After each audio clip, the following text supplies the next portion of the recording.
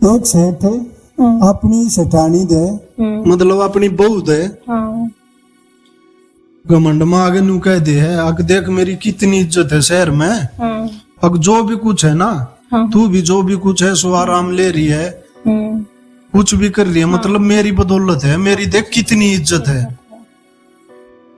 ते सेठानी उसका जवाब देवे है, बोले अगर घर की लक्ष्मी चाहे ना ते शिखर पे भी चढ़ा दे, और जो घर की लक्ष्मी न्यू चाहे अगर नीचे गिराना तो 1 सेकंड लाओगी नीचे गिराने में, आपके उसते इज्जत ना है, मेरी वजह से भी इज्जत है।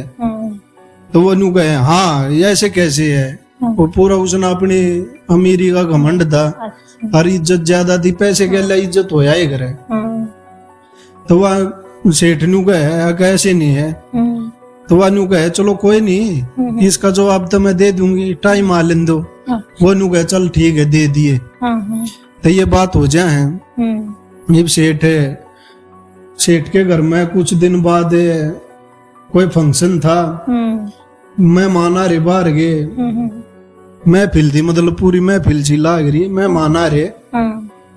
तो फंक्शन के बीच में सेठ का छोटा छोरा रोता हुआ है, अरे वो सेठ को है अपनी बहू दे सेठानी दे, क्यों रोवे है यो, बोले यो खिचड़ी के मारे रोवे है, बोले फिर दे दे खिचड़ी, खिचड़ी कितने दूं, अगर इसते दे दी तो फिर मैं मान के खावेंगे। ये सब सेठ का न लखावे हैं, अकिन कहते मुंह इतना अमीर है यो, और घर में खिचड़ी बाबत रोड़ा हो रहा है इनकी तो, अग्नि क्यों करे, यो तो बहुत बेकार सांग है। अपने में फंक्शन निपटा के चले जा, शहर में बात फैल जाए, अब सेठ तो नाम का सेठ है, खिचड़ी बाबत रोड़ा हो रहा है, इतना कंजूस है, सारे का बात चल लाग जाए। सेठ के भी काना में खबर आवे नु है, उड़ती उड़ती सी बात फैल गई थी, शहर का अमीर आदमी था।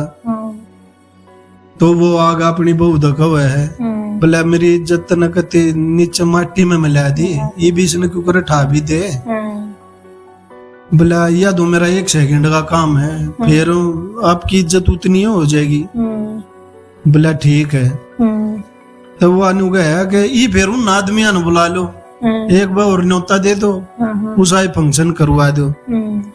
तो सेठ फिर फंक्शन कर ले है और वे आ जाए। वो सेठ का छोरा छोटा सा ही था, बालक तो रोए लिया, अगर घनी भीड़ बैठ में देख कर वो फिर रोन लग गया। सेठ का है कि यो क्यों रोन लग गया आज फिर, बोला यो खिचड़ी मांगे है, बोला फिर दे दे, और सब तीन भी लिया खिचड़ी, बोला ठीक है। तो वो खिचड़ी लागे डाइनिंग टेबल पे, खाने की टेबल पे सजावे हैं, लागे सब तीन गाले हैं, सब बैठ जाए। तो उसमें देखा खिचड़ी में काजू किशमिश मेवा, ऊपर सोने का वर्क, कोई दे मिठाई मिठुइया चांदी का वर्क ला गया करे, सोने का वर्क, केसर कासर, ऐसी खुशबू आई, सब देख कर हैरान रह गए। और खिचड़ी, इसने खिचड़ी क्यों है, अगर सेठ के घर खिचड़ी सी बना है तो खाना किसा बनता होगा भाई। तो सब खा खूगा न चले जाए, और बात चल रहा है शहर में फिर अब सेठ की तो खिचड़ी के बड़े बड़े पकवान भी फैल हैं, अगर खिचड़ी सी बना है तो खाना तो के बेरा किसा बनता होगा। सेठ की फिर इतनी इज्जत हो जाए, तो उसकी बहू फिर को है सेठ ते, बोला देखा जो घर की औरत चाहे ना तो अपने आदमी की पति की इज्जत बहुत बढ़ा भी सके है और गिरा भी सके है। तो ये नहीं होता कि अपने ऊपर घमंड कर लो कि मेरे कारण इज्जत है, और पत्नी ने भी घमंड नहीं करना चाहिए अब मेरे कारण सब कुछ है। अगर पति पत्नी अगर रिश्ता बढ़िया ना, दोनों मिलकर चल रहे हैं, एक दूसरे ने समझे हैं, एक दूसरे की इज्जत करे हैं, तो सब कुछ है बढ़िया ही होता चला जाए। वैसे इस कहानी दे यह सीख मिल है, पति पत्नी ना आपस में मिलजुल कर रहना चाहिए, एक दूसरे पर भरोसा करना चाहिए, एक दूसरे की इज्जत करनी चाहिए। जब वह ऊंचाइयां न छुए आदमी, जब तक अगर एक कामयाब आदमी के पीछे एक औरत का हाथ हुआ है, तो औरत के पीछे भी एक मर्द का हाथ हुआ है, तो दोनों ने मिलजुल कर ने अपना काम चलाना चाहिए, भगवान का नाम लेना चाहिए।